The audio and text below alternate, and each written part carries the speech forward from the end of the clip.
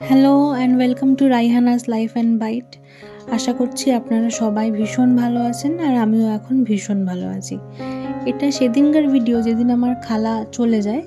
তো এই সব কিছুর মাঝখানেই 31 জানুয়ারি 25 ডিসেম্বর এইগুলোর মাঝখানে এই ভিডিওটা একদম ছাড়াই হয়নি আর কি। ছুটি কাটিয়ে কাটিয়ে উঠলে যা হয়, এই করছি এই করে করে আর করা হয় না, তাই জন্য একটু দেরি হয়ে গেল আপলোড করতে। আর আরও একটা দেরি হওয়ার কারণ হচ্ছে আমার বাড়ি একদম রাস্তার পাশেই, আর আমার বাড়িতেও বাচ্চা কাচ্চা আছে, মানে দিদির ছেলেমেয়েরা আছে, ভীষণ চেল্লাম চিল্লি, হয়তো দিনের বেলা ভয়েস দেওয়াটা ভীষণই মুশকিল হয়ে যায় আর কি। তো আমি বেশিরভাগ চেষ্টা করি রাতের বেলা ভয়েস দিয়ে দেওয়ার। আমি ভিডিওটা আগের দিন এডিট করে রাখি আর সেদিন রাতেই আর কি চেষ্টা করি যাতে আমি ভয়েস ওভারটা দিয়ে দিতে পারি। তো এই কদিন একটু ব্যস্ততার কারণে সেটা আর করা হয়ে ওঠেনি। তো এই যে আজকে সকাল থেকেই ভিডিও শুরু করলাম, 1 কাপ গরম গরম চা খেয়ে নিলাম, আর এদিকে আব্বা বাজারে এনেছিল সেগুলো দেখছিলাম কি কি এনেছে। আর এদিকে মা ওই জিরে মরিচ টরিচ গুঁড়ো করবে বলে, তো সেগুলো আমি একটু ভিডিও করছিলাম। উনি আমাকে ভেজে ভেজে দেখাচ্ছিল যেরকমভাবে হালকা করে ভাজতে হয়, সেটা আমি দেখছিলাম। আর এদিকে সেদিন আমি খালাকে বলছিলাম যে আজকে মাংসটা তুমি রান্না করো, কারণ সবসময় মায়ের হাতের খাই একরকম টেস্ট, তোমার হাতের একটু টেস্টটা অন্য হবে। তো উনি আমাকে বলছিল এই সবসময় আমি বাড়ি খাই, আজকে তুই কর। আমি তো ওনাকে জোর করে আমি করাচ্ছিলাম, না না তুমি করো তুমি করো।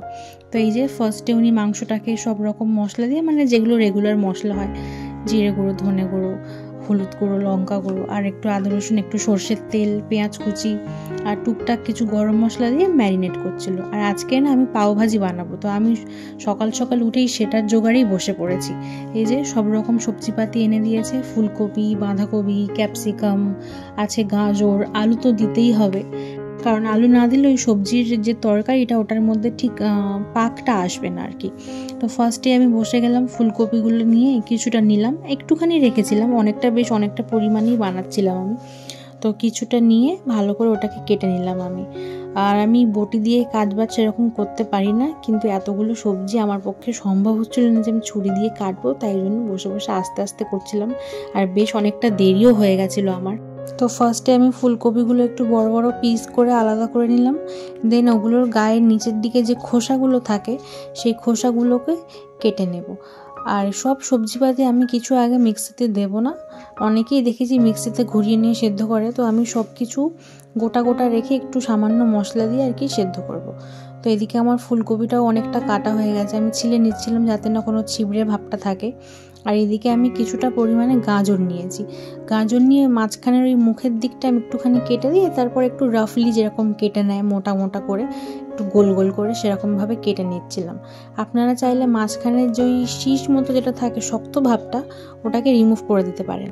আর এদিকে আমি দুটো মতো ক্যাপসিকাম ইউজ করেছিলাম সবজির জন্য, এখানে হয়তো আমি একটাই দেখিয়েছি, তো অনেকদিন আগের ভিডিও তো আমার খেয়াল নেই। আর তারপরে আমি ক্যাপসিকামগুলোকেও ছোট ছোট করে কেটে নিলাম।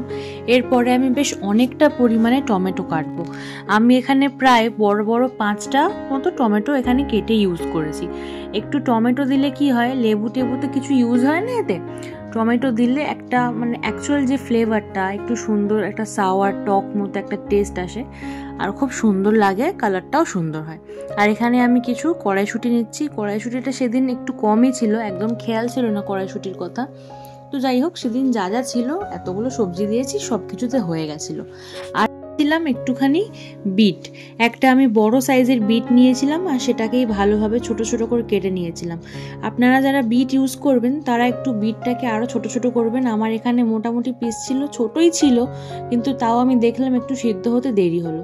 আর এই যে আমার সব সবজিপাতি যা যা ছিল সেগুলো সব কেটে আমি রেডি করে নিলাম, আর সেগুলো ভালো মতো করে ধুয়ে একটা প্রেসার কুকারের মধ্যে দিয়ে দিলাম, আর তাতে দিলাম বেশ অনেকটা পরিমাণে আলু কেটে। এরপরে আমি দিলাম একটুখানি নুন আর সামান্য একটু হলুদ দিয়ে ওটাকে ভালোভাবে সিটি দিয়ে নেবো, যতক্ষণ না সবজিগুলো দেখবো যে হাত দিয়ে ম্যাশ করা যাচ্ছে। তো এবার আমি সন্ধ্যাবেলায় চলে এসেছি পাওভাজির রেসিপিটা নিয়ে। ফার্স্টেই আমি একটুখানি সাদা তেল দিলাম আর ওতে 2 চামচ মতো বড় বড় বাটার দিলাম। চেষ্টা করবেন যাতে বাটারটা কোনোদিন গরম কড়াইতে বা কোনো প্যানে না দেওয়ার, এতে করে কি হয় বাটারটা গরম হয়ে উড়ে যায়, পুড়ে যায় আর কি, বাটারের টেস্ট আর ফ্লেভারটা নষ্ট হয়ে যায়। তো সবসময় চেষ্টা করবেন কোনো তেল দিয়ে তার উপরে বাটারটা দেওয়ার, সেটা আপনি বেশি ইউজ করতে পারেন, কম ইউজ করতে পারেন। তারপর একটু নেড়ে চেড়ে নিয়ে বাটারটা মেল্ট হয়ে গেলে এতে একটু কুচি করে রাখা পেঁয়াজ দিয়ে দিলাম। এই পেঁয়াজটা দিয়ে বেশ কিছুক্ষণ ভেজে নিতে হবে। আমি ফ্লেমটা একটু আস্তে দিয়ে দিয়েছিলাম, ওই জন্য এখানে একটু আমার দেরি হয়েছিল। আপনারা ফ্লেম জোরেই রাখতে পারবেন, আমি বাটারটা উড়ে যাবে বলে একটুখানি আস্তে দিয়ে রেখেছিলাম। আর এই যে টমেটো কুচিটা আপনাদেরকে দেখিয়ে দিলাম, আর এখানে আমি নিয়েছি কিছুটা কসুরি মেথি। তো আমি এটা হাত দিয়ে একটুখানি ক্রাশ করে ঠিক যেই সময় পেঁয়াজটা আমার ভাজা ভাজা হবে সেই সময় আমি এর মধ্যে দিয়ে দেবো। এতে করে এর খুব সুন্দর একটা গন্ধ ছাড়ে। এটা আমরা আরও একবার দুবার দেবো, একবার মাঝখানে দেবো এবং একবার একদম এন্ডে দেবো।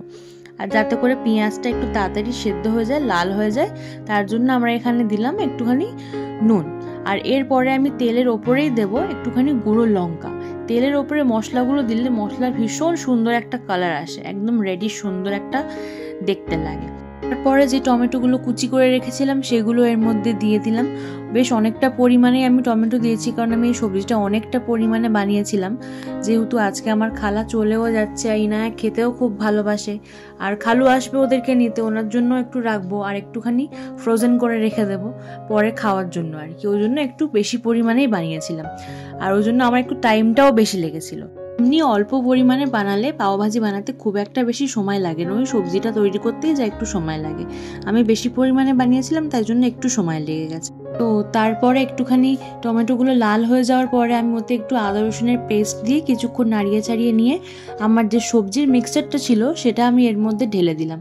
আর দেখতেই পাচ্ছেন কড়াই ভর্তি আমার সবজি, অনেকটা পরিমাণেও হয়েছিল, সেদ্ধ হওয়ার পরে তো আরও বেড়ে গেছিলো। যদিও আমার এতটা দরকার ছিল না, তো যাই হোক হয়ে গেছে, ওটা খাওয়া তো হয়েই গেছে। আর এখানে আমি একটা দোকান থেকে পাওভাজি মশলা কিনে এনেছিলাম। এটাই হচ্ছে মেন এই জিনিসটার, বাড়িতে যতই তৈরি করা হোক না কেন এই মশলাটা না থাকলে এর যে অথেন্টিক টেস্ট ফ্লেভারটা সেটা আসবে না। তো আমি কিনে এনেছিলাম এটা দোকান থেকে। আর এটা এই সময় শুরুতে কিছুটা সময় দিলাম, মানে কষানোর সময়, আবার এটা আমি শেষে দেবো, তারপরে আবার একটুখানি তড়কা দেবো।